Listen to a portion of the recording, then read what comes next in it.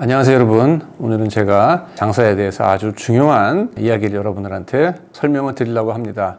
제가 무역박람회라든지 해외 소싱, 브랜드 이런 장사에 대해서 어떻게 보면 지엽적인 이야기를 여러분들한테 설명드릴 때 이렇게까지 거창한 서두를 하지 않죠. 그만큼 오늘 내용이 정말 중요한 내용이기 때문에 시작부터 무게감 있게 설명을 드렸습니다. 내용이 조금 길 수도 있고요. 조금 형이상학적이고 어려울 수도 있어요. 하지만 이 내용을 여러분들이 끝까지 들으신다면은 끝까지 들으신 분과 그렇지 않은 분의 차이는 엄청나다 이렇게까지 제가 설명을 드리니까 마지막까지 집중하시고 내용을 잘 들어보시길 바랍니다. 제가 오늘 장사의 비밀에 대해서 설명을 드릴 거예요. 비밀이라는 거는 이제 남들이 잘 모르는 내용이겠죠. 여러분들이 잘 몰랐던 내용들, 아무도 잘 얘기해 주지 않는 거. 어떻게 보면 장사의 법칙이라고까지 제가 과장해서 설명을 드려도 부족하지 않다. 오늘 제가 이 영상을 찍게 된 계기가 있는데 그저께 저희 와이프의 사촌 언니가 전화가 왔어요. 이분은 원래 학원 사업을 하시던 분인데 사정이 있으시겠죠. 학원 사업을 정리를 하고 이제 장사를 하고 싶다. 어떻게 하면 장사를 해서 돈을 벌 수 있느냐 이제 이렇게 물어보시는데 와이프가 그 전화 내용을 스피커폰으로 듣게 해줘가지고 제가 내용을 들었는데 흔히 우리가 들을 수 있는 내용들이에요. 초보셀러인 거죠. 이것저것 들은 건 많아요. 구매 대행이니 사입이니 쿠팡이니 상위 노출 이제 이런 얘기 많이 하시면서 근데 이제 감이 안 오는 거죠. 도대체 난 뭐를 어떻게부터 시작해야 되는가? 남이라면은 그냥 원하는 정보를 제가 줄 수가 있겠지만 가족이잖아요. 그러니까 조금 더 제가 진실되게 좀 더 깊게 생각을 하는 거죠. 지금 이분한테 그런 지엽적인 장사에 대한 정보를 주는 게 도움이 되는 것인가? 아니다. 그 전에 반드시 알아야 될 이야기가 하나 있다는 거죠. 그래서 오늘 이 영상을 보시는 분이 우리 사촌 언니라고 생각을 하고 제가 그분한테 얘기하듯이 지금 이 영상을 찍고 있습니다. 실제로도 와이프가 그 언니한테 우리 남편이 내일 사무실에 가서 언니를 위해 가지고 영상을 하나 찍을 테니까 그 영상을 잘 이해를 하신 다음에 저를 만나서 상담을 해라 이렇게 얘기를 했어요. 그래서 저도 일종의 사명감을 가지고 오늘 이 영상을 찍는 겁니다. 자, 장사에 대해서 여러분들이 쉽게 얻을 수 있는 여러 가지 정보들 이런 것들을 알고 선택을 해서 실행을 하기 이전에 그 전에 반드시 여러분들이 이해해야 될 장사의 법칙이 뭐냐? 장사는 절대로 억지로 되는 게 아닙니다. 이게 무슨 뜻일까요? 억지로 내가 돈을 많이 쏟아부은다. 내가 아무리 노력을 많이 한다. 아무리 좋은 인력, 좋은 외주업체를 쏟아부었다 한들 억지로 되는 게 아니라는 거죠. 장사는 뭔가 자연스럽게 풀리는 방법이 있어요. 바꿔 얘기하면 절대적인 길은 존재하지 않는다는 거예요. 이것이 무슨 뜻이냐? 누가 장사를 하느냐에 따라서 방법이 달라진다는 거예요. 개인이 다양하기 때문에 그래요. 이게 많은 사람들이 대부분 놓치고 있는 어떻게 보면 장사의 비밀입니다. 우리는 다 다르다는 거예요. 하나도 같은 사람이 없다는 거죠. 그렇기 때문에 장사를 성공으로 이끌기 위한 방법이 다 다르다는 거예요. 나에게 맞게 다르다는 거예요. 나에게 맞는 방법으로 장사를 해야지만 그 장사가 성공을 하고 그 길도 짧아지고 거기에 들어가는 시간과 비용도 줄어들고 그 과정도 즐겁다는 거죠. 과정이 즐겁지가 않으면 중간에 포기할 수도 있게 되고 여러 가지 부작용이 나오죠. 우리는 각기 다 다르기 때문에 나에게 맞는 방식으로 나에게 맞는 방향으로 장사를 해야지만 장사를 성공할 수 있다. 이게 정말 중요한 내용입니다. 우리가 다 다르다는 걸 여러분들이 인정을 하세요? 과거에는요, 우리는 그렇게 다르지 않았어요. 시간이 갈수록 우리는 점점 더 달라집니다. 그리고 그 달라지는 게 점점 더 진해지고 나에게 주는 영향도 더 커져요. 정보라는 거를 우리가 봤을 때, 예를 들어가지고 맛집 정보라는 걸 봤을 때, 한 20, 30년 전만 해도 맛집 정보가 신문이나 어디에 떴으면은 대다수의 우리나라 사람들은 그 정보에 대해서 다 만족을 했습니다. 그 정보를 되게 소중하게 여겼겠죠.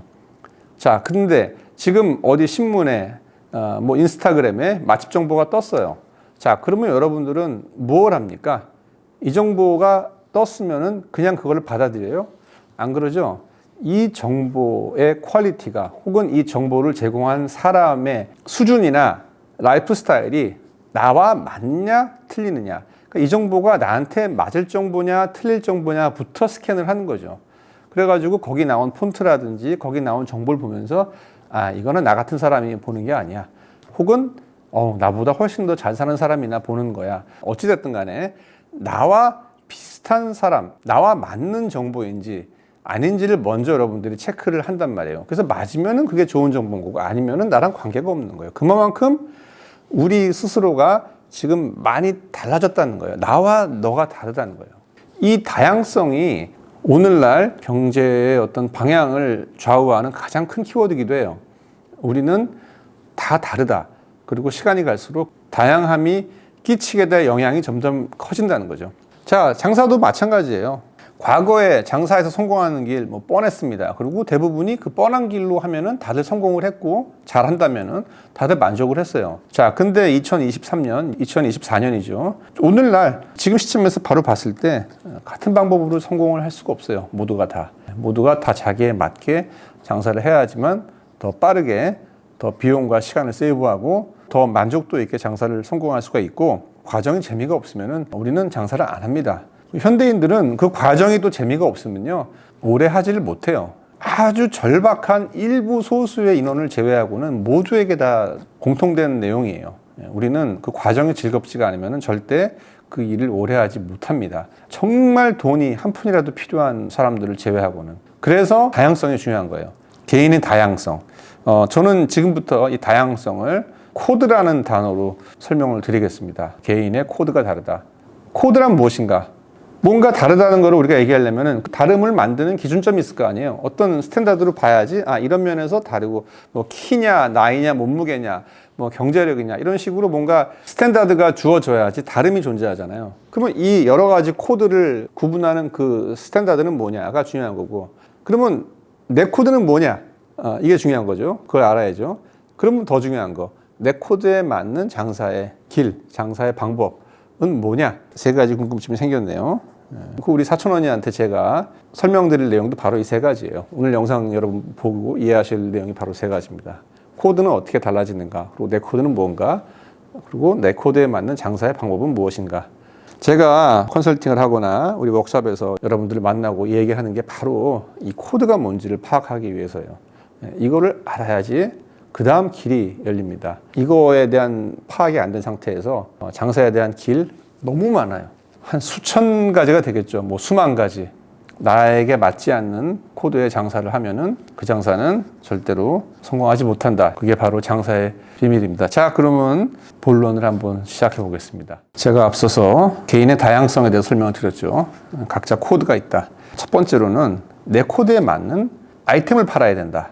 상품 종류가 많잖아요. 어떻게 구분하느냐도 이제 되게 복잡한 얘기긴 하겠지만 그냥 홈데코, 생활용품 이런 식으로 우리가 흔히 그 네이버나 쿠팡 그 탭에 보이는 그런 아이템 카테고리로 우리가 상품을 구분할 수도 있고 나한테 맞는 상품이 뭐냐고 생각을 했을 때 아니면은 디자인성이 강조가 되는 아이템 혹은 이성적인 어떤 소구점이 강조되는 아이템 이런 식으로 나눠볼 수도 있어요. 어떻게 상품을 나누냐는 조금 더 구체적인 내용이니까 제가 다음 기회에 설명을 드리고 어쨌든 세상에는 여러 가지 아이템의 종류가 많은데 그 중에서 나에게 맞는 아이템을 팔아야 한다. 내 코드에 맞는 아이템을 팔아야지만 성공할 수 있다. 성공이 뭐냐? 이 얘기도 복잡한 얘기니까 뒤에서 조금 설명드리고 일단은 나한테 맞는 아이템.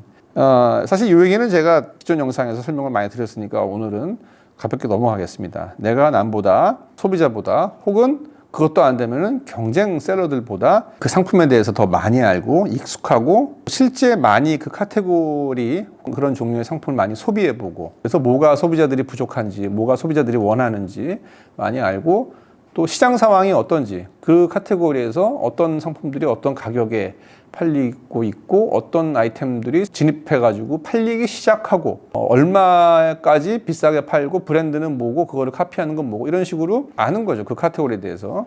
사실 이것도 그게 내 코드에 맞아야지 이 정도 내가 관심을 가지고 그걸 소비를 많이 하는 거지 또 내 코드와 무관한 카테고리라면은 이런 식으로 잘 알지 못하겠죠. 결과론적인 이야기이지만 그래서 같은 얘기긴 해요. 내 코드랑 맞는 상품을 팔아야지 성공할 수 있다. 이 얘기는 아주 중요한 내용이겠지만 오늘은 간단히 넘어가겠습니다. 중요한 게 두 번째이기 때문에 그래요. 내 코드에 맞는 방법으로 장사를 해야지 성공을 해야 한다. 이게 중요한 내용인데 이게 오늘의 핵심이기도 하고 자, 이게 도대체 무슨 얘기냐? 장사에 도대체 방법이라는 게 뭐가 있느냐? 뭐 구매 대행을 얘기하는 거냐, 뭐 해외 소싱을 얘기하는 거냐, 그게 아니죠. 예, 그거는 그 방법을 구현하기 위한 어떤 기술인 것 뿐이고 도구일 뿐이고, 지금 제가 얘기하는 장사의 방법은 좀 다른 얘기예요. 장사의 방법, 장사의 길, 이게 영어로 이제 패스라는 단어가 있는데 PATH, 장사의 길인 거죠. 나한테 내 코드에 맞는 장사의 길이 있다, 이렇게 표현하는 게 더 올바른 표현 같아요. 왜냐하면 길이라고 얘기하면은 그 길의 어떤 방법론, 과정, 그리고 그 엔드 픽처까지 다 포함을 한 얘기이기 때문에 나한테 맞는 장사의 패스가 있다. 나에게 맞는, 내 코드에 맞는 패스로 장사를 해야지만 성공할 수 있고 빨라질 수 있고 내가 더 만족할 수 있다. 장사의 목표는 유니버설하죠. 예, 돈을 많이 버는 거죠. 근데 이제 얼마만큼의 많은 돈을 벌어야지 성공이냐, 뭐 이것도 개인 차이긴 하겠어요. 그것까지 들어가면 또 이야기가 너무 복잡해지겠죠. 누구는 뭐 먹고 살 만큼 버는 게 장사의 목표일 수도 있고, 누구는 감당할 수 없을 만큼의 큰 돈을 버는 게 장사의 목표인 분도 있을 거고, 뭐 각자가 원하는 만큼의 돈을 버는 게 장사의 목표라고 생각을 해요. 그게 장사의 목표라고 칩시다. 내 코드에 맞는 패스로 장사를 해야 기간도 짧아지고 거기에 들어가는 시간과 돈도 조금 들고. 그럼 반대로 얘기하면 뭐예요? 나와 맞지 않는, 내 코드와 맞지 않는 패스로 내가 장사를 시작하면은 반대 결과가 나오겠죠. 돈도 많이 들어가고 시간도 많이 들어가고 재미도 없고 결정적으로 거기에 내가 갈 수 없을 가능성도 올라간다는 거죠. 과정 중에 이 여정을 마치게 되는 결과도 있을 수 있다. 자, 그럼 첫 번째로 이 코드는 어떤 기준으로 나눠지는가? 이걸 알아야지 내가 어떤 코드인지를 알잖아요. 그래서 가장 첫 번째로 이 코드가 뭔지를 우리가 이해를 해야 돼요. 사람은 어떻게 다른가? 이 수많은 인류를 나누는 방법, 어마어마하게 많은 방법이 있겠죠. 경제력으로 나눌 수도 있겠고, 뭐 인종으로 나눌 수도 있겠고, 많은 얘기인데 분류하는 목적에 따라서 그 분류 체계가 달라질 거예요. 우리는 지금 이 목적이 뭐냐면은 어떻게 하면은 나에게 맞는 장사의 방법을 찾느냐라는 목적을 위해서 인류를 지금 나누기 때문에 그 방법이 뭐냐면은 바로 힘입니다. 파워, 권력이라고 표현할 수도 있겠고. 자, 인간을 두 부류로 나누는데 한 부류는 권력, 파워, 힘을 추구하는 사람이 있고요. 또 한 부류는 힘에 순종하기를 원하는 사람이 있어요. 모든 인류가 힘을 갖기 원하는 자와 그 힘에 순응하는 것을 원하는 자로 나눠져 있다는 것을 발견하는 것은 상당히 중요한 얘기예요. 역사상 가장 많이 풀렸다고 얘기하는 아담 스미스의 국부론 또는 마르크스의 자본론, 이게 다 이 사회를 움직이는 힘이나 권력에 대한 주제를 놓고 쓴 책인데, 이 책이 뭐 물론 좋은 책이긴 하지만 이 책이 점점 생명력을 잃어가는 이유가 뭐예요? 제가 봤을 때는 아담 스미스나 마르크스는 인류가 추구하는 인생관과 목적이 다르다는 거를 인지를 잘 못했다고 저는 생각을 하는 거예요. 모두가 다 같은 사람이라고 생각을 하고 모두가 다 같은 거를 원한다고 생각을 한 거죠. 그래서 모두에게 다 동일하게 적용되는 이론을 찾다 보니까 한계에 부딪혔다. 저는 그렇게 감히 생각을 해요. 근데 여러분들 가만히 보세요. 우리가 힘이라는 주제로 사람을 관찰했을 때 모든 사람이 동일하지가 않아요. 여러분 스스로도 한번 생각을 해보세요. 그리고 주변 사람들도 생각을 해보세요. 나는 힘을 갖고 그 힘을 행사하기를 즐기는 사람인가? 힘을 갖기 위해서 노력하고 그 힘을 가진 다음에 그거를 사람들을 향해서 행사하는 거를 즐기는 사람인가? 아니면은 보다 더 안정적이고 거대한 힘에 순종적으로 살면서 편안함, 안정감을 누리고 싶은 사람인가? 분명히 다릅니다, 사람은. 물론 극단적으로 다르지는 않아요. 이쪽이 힘이고 이쪽이 순응이다 하면은 뭐 한 요 주변에 사람들이 많겠죠. 근데 다르다는 거예요, 우리는. 이 기준이 뭐냐? 바로 힘이라는 거예요. 힘을 추구하고 그거를 행사했을 때 내가 행복감을 느끼는 사람이 있고, 그와 무관하게 편안하고 안정적으로 다른 힘에 순응하면서 순종적으로 하루하루를 재밌게 사는 사람. 여러분은 어느 쪽이세요? 이 차이에 따라서 여러분들이 장사라는 업을 택할 때 그 가는 그 패스가 달라진다는 거예요. 달라져야만 하고. 힘을 추구하는 인간의 라이프 스타일은 당연히 리스크가 따르죠. 왜냐하면 힘은 소수만 갖는 거기 때문에 이 소수가 되기 위해서는 남보다 더 많거나 혹은 다른 노력을 해야지만 이걸 얻을 수가 있는 거죠. 그렇기 때문에 여기는 일반적인 것 이상의 노력이 들어가는데, 노력이 들어간다고 해서 물리적으로 절대적 시간이 들어간다는 얘기는 안 해요. 그 노력의 방향과 방법이 달라도 돼요. 어쨌든 간에 남다른 노력이 필요하죠. 대신에 이 힘을 추구하다가 이 힘을 못 가졌을 때는 파워에 순응하는 사람보다 더 어려운 상황에 처할 수도 있겠죠. 그래서 여기는 어떻게 보면 하이 리스크 하이 리턴이에요. 리스크를 감당하고 힘을 추구해야 되는 거고, 근데 이쪽 편, 이쪽은 리스크가 없죠. 이쪽은 힘을 선택을 하면 돼요. 내가 힘을 갖는 게 아니라 세상에는 여러 종류의 힘이 있는데 그 중에서 내가 봤을 때 가장 안정적이고 나를 편안하게 해줄 만한 힘이 있으면은 그 밑으로 들어가서 이 사람 말을 잘 듣고 주는 떡고물을 잘 받으면서 행복하게 가족들과 오순도순 살면 되는 거예요. 그 인생을. 자, 근데 여기 재미있는 거는 한 부류의 사람이 더 있습니다. 이쪽 부류의 사람이라고 생각을 하는데 이 힘을 내심 원하는 사람이 또 있어요. 근데 이분은 왜 이리 안 가냐면은 리스크 때문에. 어떻게 보면 좀 겁이 좀 있는 거죠. 그러니까 본인의 성향은 힘을 추구하고 힘을 마음껏 행사하고 싶은 그런 성향은 많은데 한편으로는 겁이 많은 거예요. 그래서 리스크 때문에 이쪽을 택하는 거죠. 순응자의 삶을. 근데 이분 같은 경우에는 이 리스크만 해지해주면은 바로 이리 갑니다. 그 리스크를 해지한다는 거는 리스크가 낮게 힘을 얻을 수 있는 그런 방법론, 숏컷, 정보, 이런 것들을 제공받으면 리스크가 많지 않다고 판단되면은 본인의 성향이 원래부터 이런 힘을 좋아하는 사람이기 때문에 이쪽 길로 가는 거죠. 그럼 총 3가지 부류가 있네요. 힘을 쫓고 힘을 행사하기 원하는 자, 이렇게 사는 사람이 있고, 그렇지 않은 순응자가 있고, 그리고 또 하나의 분류는 순응자의 삶을 지금 살고 있긴 하지만 리스크만 누가 해체시켜주면은 바로 이리 가고 싶은 사람. 총 3가지 부류의, 즉 3가지 코드의 인간이 있다. 뭐 이 사이에 이제 여러 가지 이제 코드를 단계별로 나눌 수 있겠지만 크게 보면은 3가지 종류의 인간이 있다. 그러면 나는 어디에 속한 사람이냐? 그 사촌 언니한테 제가 가장 첫 번째로 물어보고 싶은 질문이 바로 이겁니다. 언니는 어떤 사람입니까? 1번이에요? 2번이에요? 3번이에요? 자, 이게 장사와 어떻게 연관되는지를 여러분들이 이해하기 위해서는 이 힘은 어디서 근원되는가, 이 힘은 도대체 어떻게 얻어지는가를 이해하셔야 돼요. 힘은, 이 힘을 행사할 사람이 있어야지 나옵니다. 나 혼자 지구 위에 산다면 힘이라는 게 존재하지 않아요. 뭔가 파워를 행사를 하려면 대상이 있어야 될 거 아니에요. 여러분이 장사를 한다? 그 힘의 대상은 소비자죠. 소비자들이 있어야지 여러분들이 힘이 있는 거예요. 그래서 힘은 여러분이 혼자 이렇게 막 만들어내는 게 아니라 대중이 그 힘을 여러분들한테 줘야 얻게 되는 거예요. 자, 그러면 대중들은 누구한테 힘을 줄까요? 뭐 간혹 가다가 역사상 무력으로 대중들을 짓밟아서 억지로 힘을 짜내는 경우도 있죠. 뭐 그럴 수도 있죠. 장사에서도 그런 일이 발생합니다. 가격이나 노출이나 이런 걸로 찍어 눌러가지고 힘을 얻기도 하는데 일단은 자연스럽지가 않고요. 두 번째로는 오래 가지 못합니다. 오래 가는 경우도 있죠. 뭐 근데 그것도 뭐 틀린 길은 아니에요. 그래서 그것도 힘을 얻게 되는 길은 길인데 지금 제가 설명드린 대로 어마어마한 무력이 필요하죠. 그래서 여러분들이 만약에 어마어마한 무력, 즉 이건 제어하겠죠. 돈과 노력 이 있다면은 사실 이런 쿠데타 같은 힘을 얻는 장사도 저는 나쁘지 않다고 봐요. 근데 그거는 제가 여기서 여러분들에게, 특히 우리 사촌 언니에게 제안드릴 방법은 아닙니다.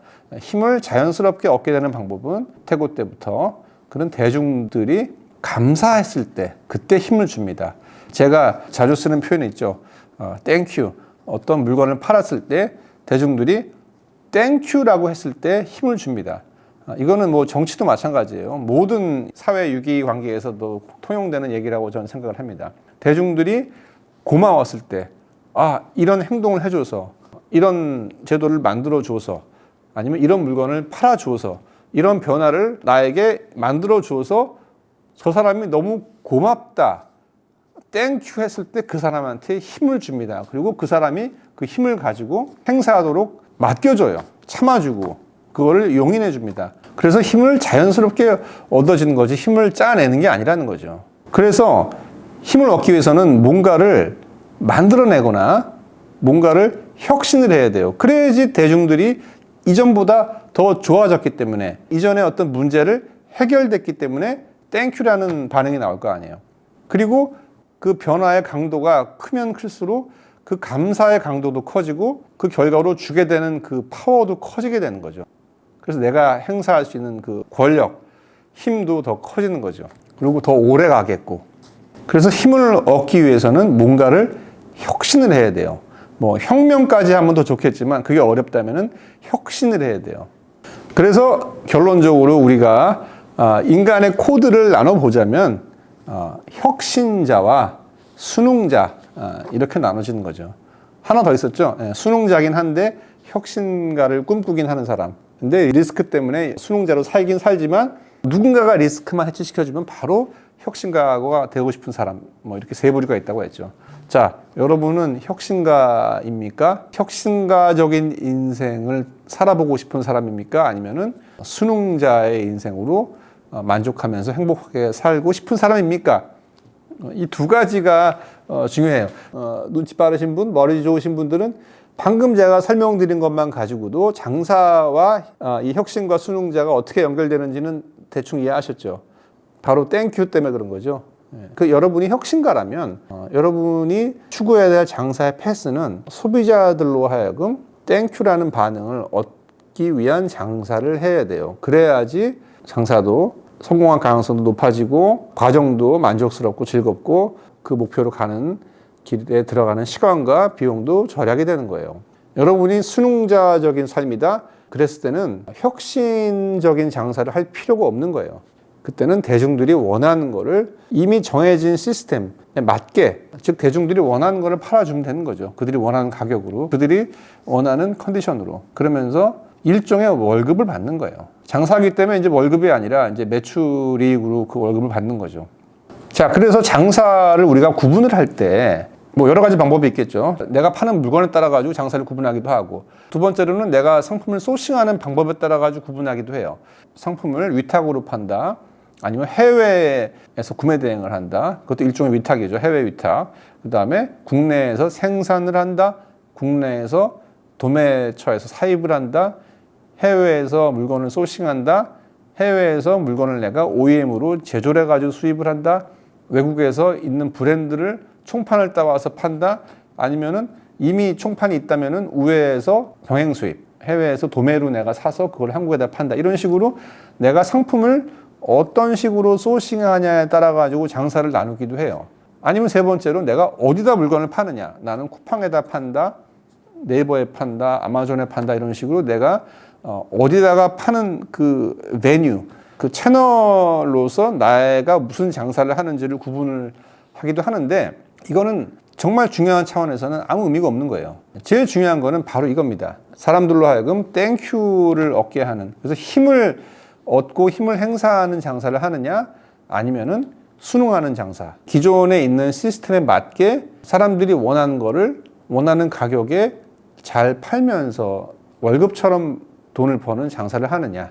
이 두 가지가 나눠지는 거예요. 그래서 똑같은 해외 소싱을 한다 하더라도 사람들로 하여금 땡큐라는 반응을 얻어서 내가 힘을 갖게 되는 그런 장사가 있고 그 힘을 행사하면서, 아니면 사람들이 원하는 거를 그냥 파는, 해외 소싱을 해가지고 파는, 뭐 좀 더 싼 가격에 팔아야 팔리겠지만 뭐 이런 두 가지의 종류가 있는 거예요. 그래서 지금 제가 설명드린 여러 가지 종류의 장사와 여러 가지 소싱하는 차원으로도 많이 나눠볼 수 있고 판매처로도 나눠볼 수가 있는데, 장사의 종류를, 이 모든 종류의 장사 그 중에 뭐 하나라도 힘을 추구하고 힘을 행사하는 장사가 있고 시스템에 순응하면서 하는 장사가 있는 거예요. 장사에서 이 힘을 행사하는 형태를 우리는 뭐라고 부르죠? 브랜드라고 부릅니다. 그러니까 브랜드는 단순히 상표가 있다고 브랜드가 아닌 거죠. 아무리 상품에 로고가 붙어 있더라도 그게 시스템에 순응하는 상품이면은 이거는 순응하는 장사인 거고, 대중들로 하여금 땡큐라는 반응을 얻어서 힘을 얻고 힘을 행사할 수 있다는 거는 브랜드가 되는 거예요. 그래서 브랜드 로얄티라는 말이 있잖아요. 브랜드 충성심. 충성을 어디다 합니까? 힘에다가 한 게 충성이잖아요. 그래서 사람들은 그들이 준 힘, 그게 브랜드라면 거기에다가 충성을 하죠. 충성을 한다는 거를 이제 경제적으로 표현하자 보면은 첫 번째로는 비싸게 팔아도 되고, 특별한 광고 없이도, 왜냐면 로열티가 있으니까 특별한 광고 없이도 매출이 나고, 입점도 쉽게 되고, 한 번 힘을 가지면은 그 다음에는 평범한 물건을 팔아도 사람들이 거기에도 로열티를 주기 때문에 거기에도 힘을 주고, 그리고 중간에 실수를 해도 사람들이 바로 등을 돌리는 게 아니라 기다려주고, 그리고 뭔가 이상한 짓을 해도 사람들이 그거를 다 인정을 해줘요. 뭐 왕이 뭐 첩을 막 두고 뭐 술을 마시고 좀 해줘도 왕이기 때문에 사람들이 봐준다는 거죠. 이게 힘인 거예요. 순응하는 장사는 간단합니다. 일반적으로 사람들이 원하는 물건을 팔면 돼요. 근데 이런 경우에는 힘을 주지는 않죠. 왜냐하면은 원하는 물건을 팔고 있는 셀러는 많기 때문에 그 중에 내가 선택을 하는 거예요, 여기는. 그러니까 어떻게 보면 소비자들이, 대중들이 줄을 세워가지고 그 중에서 제일 나은 놈을 선택을 하는 거죠. 브랜드의 경우에 힘을 가진 경우에는 그게 아니죠. 선택이 아니라 나도 몰랐던 어떤 나의 불편함, 내가 몰랐던 나의 즐거움을 만족을 시켜줬기 때문에 너무 감사해서 힘을 준 거고, 수능자의 장사는 대중들이 원하는 거를 더 좋은 컨디션으로 파는 거기 때문에 그런 셀러들은 많이 존재를 할 거 아니에요. 그럼 그 중에서 내가 간택을 하는 거죠. 그래서 거기에는 힘을 주지 않아요. 그냥 거기에 대한 대가를 용돈처럼 주는 거죠. 그래서 그 금액이 뭐 크다 적다 보다는 뭐 예측된 금액을 벌겠죠. 예상되는 금액을 벌겠죠. 왜냐면 그 대가만큼의 돈이 가는 거니까. 수고를 많이 했으면은 수고비를 좀 많이 주는 거고, 수고를 조금밖에 안 했으면 얘따 이거나 먹으라 그러고 조금 주는 거고, 힘을 가진 사람들한테는 적정 금액 이상의 프리미엄을 주겠죠. 왜냐하면 나를 행복하게 해줬으니까, 나를 기쁘게 해줬기 때문에. 여기에는 그 마르크스가 얘기하는 노동시간만큼의 돈을 주는 게 아니에요. 절대적으로 측정된 그 금액 이상을 주는 거죠. 그렇기 때문에 국부론도 자본론도 지금 제가 이야기한 이 포인트를 따라올 수가 없는 겁니다. 왜냐하면 사람들은 다 다르기 때문에 그래요. 이거를 마르크스도 아담 스미스도 뼈저리게 이해를 못했기 때문인 거죠. 자, 그러면 제가 여기서 간단하게 좀 정리를 해보겠습니다. 오늘 제가 설명드린 이 내용을 장사로 구분을 했을 때 이제 세 가지가 있는 거예요. 자, 여기 보시면은 이쪽은 이제 Y축이 이제 달러고, 여기가 이제 내가 들인 시간과 노력, 돈, 노력이죠, 노력. 땀방울 표현했습니다. 이 수능자의 장사를 했을 때가 이제 소비자들이 원하는 걸 판다고 그랬잖아요. 여기에는 이제 두 가지가 있습니다. 이렇게 두 가지로 나오는 수가 있어요. 기존에 제 강의를 들으셨던 분이라든지 머리가 좋으신 분은 니즈와 원체의 차이를 아시겠죠? 아까 제가 얘기했죠. 힘을 가지려면 그럼 도대체 뭘 팔아야 됩니까? 니즈랑 원치의 차이를 먼저 이해하셔야 돼요. 원치는 소비자들이 난 이걸 원해, 난 이게 필요해 라고, 난 이걸 사고 싶어 라고 본인이 알고 있는 거예요. 내가 뭐가 필요한지 본인이 알고 사람들한테 얘기를 했겠죠. 그래서 사람들도 아는 거죠. 그래서 우리가 기업 활동을 할 때 소비자의 이야기를 잘 들어라, 소비자의 목소리에 귀를 기울여라 라는 얘기는 바로 소비자의 원치를 잘 파악하라는 거예요. 그래서 원치를 파는 게 수능자의 인생이에요. 수능자적인 장사인 거죠. 이미 다 데이터로 드러나 있죠. 내가 뭘 원한다는 거를. 근데 그럴 경우에 이 두 가지로 나뉜다는 거예요. 수능자의 인생도. 내가 뭐가 필요하다고 얘기했죠. 그럼 그거를 파는데 이거의 단점은 뭐냐면은 이미 셀러들도 소비자들이 뭘 원하고 있는지를 알고 있기 때문에 너도 나도 다 그 물건을 팔겠죠. 왜냐하면 소비자들 키워드가 지금 이게 막 급증하고 있으니까. 그래서 셀러들이 동일한 물건을 많이 판다는 거죠. 소비자들이 원하는 동일 물건. 그럼 경쟁이 생긴다는 거예요. 그래서 일반적으로 수능자의 인생이 자칫하면은 이제 이렇게 빠진다는 거죠. 노력은 많이 해도 처음에는 이제 원치를 팔겠죠. 그런데 점점 비슷한 물건을 파는 셀러들이 많이 생기면서 내가 노력한 만큼의 인컴이 안 나오겠죠. 근데 수능자의 인생을 잘 살려면은 이렇게 그래프를 그려야죠. 내가 원하는 만큼의 아웃풋이 나와야겠죠. 그래서 이거와 이거를 어떻게 차이가 나느냐. 제 강의 들으신 분들은 아시겠죠? 진입장벽이에요. 내가 진입장벽이 있으면은, 그래서 내가 파는 물건이 딴 사람들이 없으면은 이렇게 되는 거고. 왜냐면 소비자들이 원하는 물건을 파니까 딱 예측한 만큼의 매출이 나오겠죠. 노력한 만큼의 매출이 나오겠죠. 근데 내가 파는 물건이 다른 셀러들도 다 팔 수 있다. 그럴 경우에는 경쟁이 심화가 되기 때문에 점점 가격은 떨어지고 마진이 줄면서 이렇게 되는 거죠. 그래서 똑같은 우리가 구매 대행을 하더라도, 똑같은 해외 소싱을 하더라도, 똑같은 뭐 국내 사입이든 어떤 중의 장사를 하든 간에 내가 진입장벽이 있는 경우에는 이런 정상적인 수능자의 삶을 살 수 있는 거고, 내가 진입장벽이 없으면은 이렇게 되는 거예요. 진입장벽이라 하면은 온라인 창업 마스터도 제가 썼지만 뭐 여러 가지가 있어요. 나의 마케팅 능력이 탁월한 것도 진입장벽이 될 수도 있고, 내가 뭐 MD한테 영업을 잘해가지고 뭐 사람을 잘 알아가지고 나만 거기에 꽂아주겠다. 뭐 이것도 진입장벽이 될 수 있는 거고. 근데 모든 셀러들이 공통적으로 평등하게 누릴 수 있는 진입장벽은 물건의 독점성이죠. 내가 파는 물건을 나만 사올 수 있다면, 그래서 등장하는 게 이제 해외 소싱, 특히 공장 소싱. 제가 캔톤 페어 가라 뭐 이런 얘기도 바로 이 소싱의 독점성, 소싱의 진입장벽 때문에 가라고 하는 거예요. 1688을 하면 왜 안 됩니까? 거기 뭐 좋은 물건도 많고 싼 물건도 많은데, 그리고 어떤 물건은 캔톤 페어에 있는 공장보다 1688 물건이 더 싸기도 해요. 근데 그게 왜 안 되느냐? 왜냐면 진입장벽이 없는 소싱처기 때문에, 누구나 다 사올 수 있는 거기 때문에 이렇게 된다는 거죠, 그래프가. 그래서 이렇게 되기 위해서 필요한 게 진입장벽, 상품의 독점성, 공장 소싱, 해외 소싱 마스터, 뭐 이래가지고 책도 나오고 한 게 다 이런 수능자적인 장사를 하기 위해서 필요한 거예요. 근데 이거는 어디까지나 수능자적인 삶이죠. 자, 근데 만약에 여러분들이 힘을 추구하는 사람이다, 힘을 행사하는 거를 인생의 즐거움으로 여기는 사람이다, 브랜드가 되고 싶다, 이렇게 가야죠. 이렇게 가려면 뭐죠? 이거는 소비자의 니즈를 팔아야죠. 니즈 상품. 니즈는 뭐죠? 소비자들이 본인이 이거를 원하는지를 몰라요. 근데 어떤 셀러가 이 물건을 팔아줬을 때, 혹시 이거 필요하지 않았어요 했을 때, 그제서야 깨닫는 거예요. 나도 몰랐던 나의 니즈를. 제가 옛날에 교회에 다녔던 이유도 이거예요. 나는 내 인생을 어떻게 살아야지 행복하다고 생각하는데 그게 자신이 없는 거예요. 근데 만약에 하나님이 있어가지고 하나님은 나를 만들었다면은 나보다 내 인생에 대해서 더 잘 알지 않을까. 그래서 내가 뭐 서울대학교에 가고 뭐 이런 직장에 가면은 행복하다고 생각하는데, 그거보다 더 나를 행복해 줄 수 있는 길을 알고 그걸로 나를 끌어준다면 나는 여기 선택하겠다. 그래서 내가 가진 파워를 다 준 거예요. 내가 로얄을 한 거죠. 로얄티를 준 거죠. 힘을 준 거죠.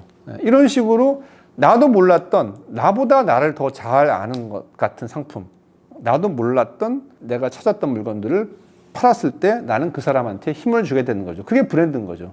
그게 바로 니즈인 거예요. 소비자도 몰랐던 나의 필요, 이거를 채워주면은 브랜드가 되는 거죠. 그랬을 때는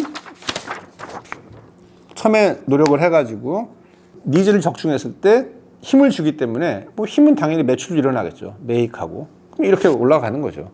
내가 예상할 수 없는 뭐 이런 매출과 뭐 여러 가지 브랜드의 프리빌리지를 누리게 되는 거죠. 자, 근데 여기에 리스크는 뭘 거예요? 만약에 내가 노력을 했는데 니즈를 적중을 못 시키면은 아예 이렇게 골로 갈 수도 있겠죠. 이제 이게 리스크인 거죠. 하이 리스크, 하이 리턴. 그죠? 하이 리스크, 하이 리턴. 그래서 내가 이런 성향의 사람이다. 그러면 이제 이거를 추구하면서 한편으로는 보따리 장사를 해라. 뭐 이렇게 얘기를 하는 거고, 내가 이런 사람의 성향이다. 이걸 열심히 하고, 혹시 본인이 힘을 추구하고 싶은 그런 욕망이 있을지도 모르니, 혹시 모르니 이런 브랜드도 하나 한번 해봐라. 근데 여기에는 너무 돈과 많이 투자하지 마라. 그래서 이렇게 낚싯대를 여러 군데를 해라. 라는 게 뭐 이제 이런 워크숍 오면 제가 하는 이야기인데, 그래도 이거냐를 나의 본업을 결정할 때 가장 중요한 거예요. 그러면은 우리 사촌 언니 어떻게 할 거예요? 본인이 어떤 사람이에요? 본인은 힘을 추구하는 사람이에요? 아니면은 시스템에 순응하면서 안정적인 삶을 살기 원하는 사람이에요? 이거를 물어봐야겠죠. 본인이 이런 성향의 사람이라면요, 이 장사에서는 절대 만족 못합니다. 재미없어요. 물론 여기에 이제 그 해외 소싱, 상품의 독점성이 있으면 뭐 이거네요. 좀 낫겠지만, 이거는 소비자들의 마음을 얻지 못해요. 그냥 소비자들이 원하는 거를 팔아주는 그냥 도구의 장사를 하는 거예요. 그래서 조금이라도 이런 힘에 관한 한 브랜드, 소비자들을 감동시키고 뭐 우주의 획을 긋고 뭐 힘을 행사하고 이런 인생관을 가진 사람이라면은 절대 이런 평범한 장사, 그냥 소비자들이 원하는 상품 잘 사다가 좋은 가격에 팔고 광고하고 이런 장사로는 만족을 못 합니다. 재미가 없어요. 내가 이 장사를 왜 하는지 모르겠어요. 그나마 해외 소싱을 해가지고 독점성을 가지고 물건을 팔면은 뭐 결과라도 나와서 좋겠지만 이런 식으로 장사를 하면요, 이거는 밑 빠진 독에 물 붓기예요. 이거를 제가 표현하는 가장 좀 심한 말이 시스템에 기생하다 단명하는 인생. 그냥 막연하게 구매 대행하고 막연하게 국내에 위탁하고 막연하게 1688 장사하시는 분들의 인생이 이런 김밥 천국 장사 같은 거, 돈은 벌리긴 벌리는데 크게 벌리진 않고 그나마 이거나 해야지 뭐 목구멍에 거미줄이라도 치지 않고 살고 뭐 이런 거죠. 이게 제가 봤을 때 망한 것보다 더 무서운 거예요. 왜냐하면 시간이 간단 말이에요. 끝없이. 충분히 이런 노력을 할 수 있는 사람인데 단순하게 로우 리스크라는, 리스크가 없고 진입장벽이 낮다는 이유 때문에 이거를 하신 분들의 말로가 불행하다는 거예요. 제가 봤을 때. 그게 제가 봤을 때 장사 실패예요. 이렇게 하다가 이렇게 힘을 추구하다가 장사를 실패하면요, 그게 실패가 아니에요. 뭐 재고가 좀 많이 남았다, 뭐 빚을 좀 졌다, 그게 왜 실패입니까? 이거를 추구하기 위해서 내가 한 노력이 있단 말이에요. 그 노력 때문에 재기를 할 수가 있죠. 그래서 첫 번째가 안 되면 두 번째, 세 번째 해서 이렇게 갈 수가 있는 거예요. 근데 그것도 성향이 맞아야 하는 거죠. 그래서 내가 수능적인 인생을 사는 인간이다, 그럴 때는 요즘에 뭐 브랜드가 뜨고 뭐 아무리 이런 게 좋다 하더라도 절대 이런 장사를 하면 안 돼요. 본인이 원하는 게 이게 아닌데, 내가 원하는 거는 안정적인데, 그럴 때는 이 장사를 해야 되는 거예요.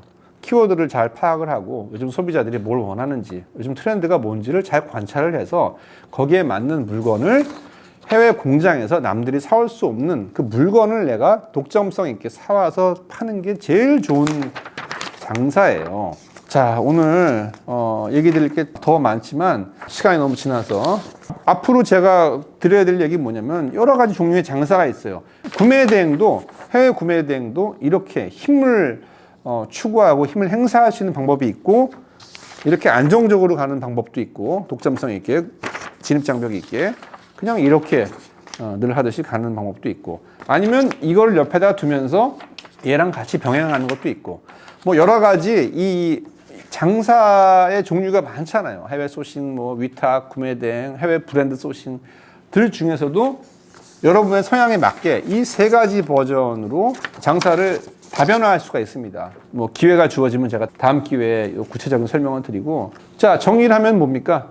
오늘 제가 아주 혁명적인, 저 스스로도 이런 이야기를 하는 것 자체가 이런 사람이니까 하는 거예요. 리스크가 있어요. 해외 소식 마스터 채널에서 이런 얘기를 하면은 아마 시청률이 곤두박질 떨어질 리스크가 있죠. 대신 이 이야기를 제대로 이해하시는 분들은 하이 리턴, 뭐 리턴이 뭐 구독자인지 뭔지 모르겠지만 하이 리턴이 있겠죠. 저는 혁명가기 때문에, 저는 혁신가기 때문에 이런 종류의 컨텐츠를 찍는 거예요. 왜냐하면 이게 즐거우니까. 제가 여기다 놓고 누구나 돈 벌 수 있습니다, 여러분 뭐 키워드 보고 따라하세요, 뭐 라면 이제 이런 장사겠죠. 안정적이고 구독자가 늘어가고.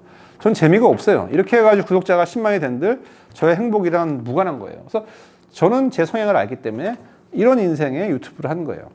그래서 여러분도 힘에 대해서 한번 생각해 보세요. 여러분도 생각해 보지 않은 분들은 잘 모를 수 있어요. 나는 어떤 사람인가. 왜냐면 아무도 사람의 종류를 이 힘의 관점으로 나눠보질 않았기 때문에. 그래서 특히 이게 장사로 귀결되는 나눔이라면은 반드시 힘이라는 관점으로 스스로를 아이덴티파이 해봐야 돼요. 나는 힘을 쫓고 힘을 행사하기를 원하는 사람인가? 내가 힘을 막 발휘했을 때 내가 행복감을 느끼는 사람인가? 아니면은 좋은 힘 밑에서 편안하게 안정적으로 오손도손 따뜻한 아랫목에서 하루하루 사는 그런 인생을 즐거움, 이번 생의 즐거움으로 나는 선택을 했는가? 왜냐면 우리가 믿거나 말거나 태어나기 전에 다음 생을 선택을 하는데, 아마 그 정도 레벨에서는 뭐 직업이나 뭐 이런 걸로 다음 생을 선택하지는 않았을 것 같아. 좀 우리가 차원이 올라간다면, 수준이 높아진다면, 나는 좀 다음 생에는 좀 힘을 추구하는 인생을 살겠다. 아니면은 좀 이번 생은 좀 쉬겠다. 다른 힘의 그늘에서 좀 편안하게 쉬다 가겠다. 뭐 이런 정도의 차원으로 인생을 결정하지 않을까요? 인생을 내가 결정할 수 있다면은. 자, 여러분은 어떤 인생이에요? 그러면 장사를 어떻게 해야 돼요?